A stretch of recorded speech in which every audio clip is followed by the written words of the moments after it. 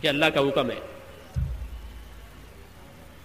یہ فرمایا کہ دین عادت میں آئے گا پھر عبادت میں پلٹے گا، اور عادت ہی نہیں ہے تو بچپن سے نماز پڑھنے کی تو جوانی میں تو اور مشکل ہو جائے گی. لوگ شکایت کرتے ہمارے بچے نماز نہیں پڑھتے. مکہ معظمہ میں ہمارے ایک ساتھی مجھے شکایت کر رہے تھے کہ بیٹا 18 سال کا ہے نماز نہیں پڑھتا مکے میں. وہ یہی ہے کہ عادت میں بات آئی نہیں ہے، پھر جوانی کی خواہش ہے، جوانی کا شوق، یہ تو اور بھی اور آگے لے جاتا ہے. شباب و جنون. تو اب اس کو نماز اور مشکل ہو گئی، اس کی نیند بھی کہہ رہی ہے، جوانی کی نیند کہہ رہی، تو اس کو نماز اور مشکل ہوگی. اس لیے امام غزالی رحمۃ اللہ علیہ یہ لکھا کہ دین پہلے عادت میں آئے گا پھر عبادت میں پلٹے گا. اس لیے ہر کام کو روز کرو تاکہ وہ عادت بنے، پھر عبادت ہو جائے گی. مولانا یوسف رحمۃ اللہ علیہ فرماتے تھے کہ عمل میں لگے رہو، اخلاص بھی آتا رہے گا. اخلاص پہلے نہیں ہوتا، وہ تو آدمی پابند ہو جاوے تو پھر اللہ تعالیٰ اس کو اپنی رضا کے لیے کرنے کی توفیق دیں گے. یہ میرا بندہ ہے روز کرتا ہے تو اللہ تعالیٰ اپنا قرب اس کو عطا کرتے ہیں. وہ اخلاص جب اللہ سے قریب ہونے کے لیے اللہ کو راضی کرنے کرے گا تو فرمایا عمل میں لگے رہو کہ اخلاص بھی آتا رہے گا. اخلاص پہلے دن نہیں ہوتا، وہ تو عمل سے لگاؤ ہو جاتا ہے، پھر بڑھتی رہتی ہے. جیسے پھل، کسی درخت کا پھل، آم کا پھل آم پر آتا، درخت پر آتا ہے تو چھوٹا ہوتا ہے، مزہ بھی صحیح نہیں ہے، رنگ بھی صحیح نہیں ہے، سائز بھی صحیح نہیں ہے، لیکن وہ لٹک رہا ہے، ٹوٹا نہیں ہے، لگا رہا تو پھر دھیرے دھیرے بڑھتا ہے، وہ بڑا ہو جاتا ہے، پھر اس کا رنگ بدلتا ہے،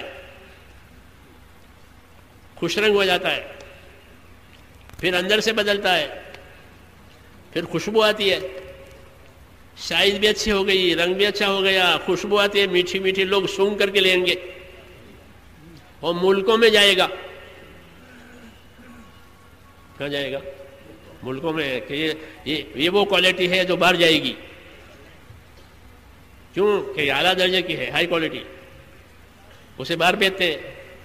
یہ ہمارا کام ہے کہ اپنی زندگی کو اچھی کوالٹی بنائیے کہ اللہ ملکوں میں کام لیں گے، دنیا میں کام لیں گے. جیسے اچھی چیز باہر جاتی ہے، تاجر خریدتے ہیں، بیچتے ہیں، اس کے سودے ہوتے ہیں. اس لیے اپنی زندگی بنانے کی بات ہے. تو حضرت فرماتے ہیں لگے رہو، پھر کہ اخلاص بھی آتا رہے گا، تقویٰ بھی آتا رہے گا، اچھی صحبت، اچھا مال، اچھا ماحول، اچھی محنت، یہ سب ضروری ہے. صحبت بھی ضروری ہے کہ نیکوں کی صحبت، نیک ماحول، نیک اچھی محنت، یہ مجموعہ ہے. صحابہ کو محنت بھی ملی، صحبت بھی ملی، اور اپنی محنت بھی ہوئی، ماحول بھی ملا.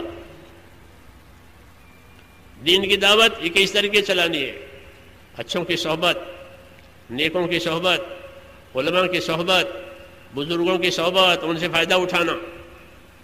ہاں، اپنی دنیا الگ نہیں بنانی ہے کہ ہم تبلیغ والے اور یہ مدرسے والے، یہ غلط بات ہے. دین کے جتنے کام ہو رہے ہیں دنیا میں وہ سب دین کے لیے ہو رہے ہیں. علم بھی دین کے لیے، ذکر بھی دین کے لیے، دعوت بھی دین کے لیے، رفاہی خدمتیں وہ بھی دین کے لیے. ہمارا ذہن وسیع ہو کہ اللہ کے ہاں سب کا درجہ ہے، سب دین کے لیے کر رہے ہیں. اپنے بارے میں داعی بنو، مدعی نہ بنو. مدعی ہمارا ہی کام ہے، ہمارا ہی کام ہے، ہمارا ہی کام ہے، یہ مدعی ہے. اس کے دل میں دوسروں کی جگہ نہیں ہے. انزل الناس منازلہم، حدیث شریف میں ہے، ہر آدمی کو اس کے درجے پر رکھو. ہاں، یہ انصاف کی بات ہے. کیوں کہ وہ بھی ایک کام اللہ کے لیے کر رہے ہیں، ہم بھی اللہ کے لیے کر رہے ہیں. یہ سب حق ہے، حق میں تعاون ہے، حق میں تناؤ نہیں ہوتا، حق میں تناؤ نہیں ہوتا، حق میں تعاون ہوتا ہے. یہ بھی حق ہے، یہ بھی حق ہے، یہ بھی سچ ہے کہ پھر معاون بنو. معاون بنو، ادھر سے معاملت ہوگی، ادھر سے وہ آپ کی معاملت کریں گے، ہم ان کی معاملت کریں گے. یہ نہیں کہ ہم ان کو اپنا مخالف قرار دیں. یہ نہیں، مخالفت کی کوئی وجہ نہیں ہے. رفیق بن کے کام کرو، فریق بن کے کام مت کرو، یہ بزرگ کہتے ہیں۔ رفیق بنو، فریق مت بنو۔ امت کے کام کرنے والوں کو اپنا فریق مت سمجھو، ان کو احسان سمجھو ان کا کہ جو کام ہم نہیں کر سکتے ہیں وہ کر رہے ہیں۔ حضور نے مہاجرین کو یہ سکھایا تھا۔ مہاجرین نے کہا یا رسول اللہ انصار کی بہت قربانیاں ہیں، آدمی ان کے زیادہ شہید ہوتے، خدمت بھی وہ زیادہ کرتے ہیں، مال بھی وہ زیادہ لگاتے ہیں، نصرت بھی وہ زیادہ کرتے ہیں، تو سارا ثواب تو ان کو ملے گا، ہمیں کیا ملے گا؟ وہاں تو ثواب کی فکر تھی، ان کو حسد نہیں تھا، تحقیر نہیں تھی۔ ہاں تو ہمارے اندر نفسانیت ہے، اس لیے تحقیر کرتے ہیں، حسد کرتے ہیں۔